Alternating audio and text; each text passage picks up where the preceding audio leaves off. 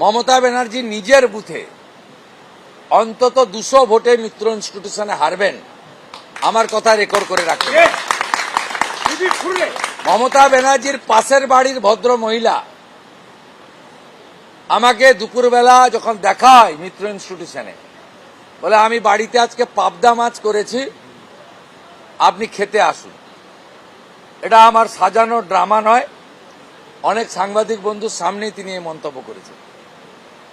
আমি যখন বিকালবেলা রমেশ মিত্র ইনস্টিটিউশনে যাচ্ছিলাম, সেখানে অনেকগুলো গরিব মানুষ, আমি তাদের বস্তি ঝুপড়ি এসব বলে মানে বলতে চাই না, তারাও সমাজের নাগরিক, সহনাগরিক, কিন্তু তারা অর্থনৈতিকভাবে দুর্বল, বড় লোকের বাড়িতে, অর্থনৈতিকভাবে শক্তিশালী লোকের বাড়িতে পরিচারিকার কাজ করে জীবনযাপন করেন।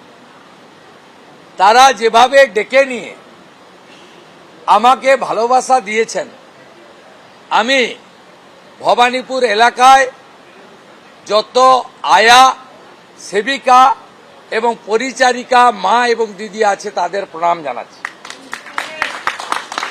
আমি আশাবাদী না, আমি নিশ্চিত 7টি ওয়ার্ডে আমার ন্যূনতম 30,000 লিড থাকবে। মমতা ব্যানার্জি 10 থেকে 12,000 লিড পাবেন 77 নম্বর ওয়ার্ডে। ন্যূনতম 20,000 ভোটে এখান থেকে বিজেপি প্রার্থী জিতবেন এবং মমতা ব্যানার্জি দ্বিতীয়বারের জন্য হারবেন এবং কার্যত তাকে রাজনৈতিক বানপ্রস্থে যেতে হবে। আমি এই নির্বাচন কমিশন, রিটার্নিং অফিসার সহ সেক্টর অফিসার, প্রিজাইডিং অফিসার সহ পোলিং পার্টি,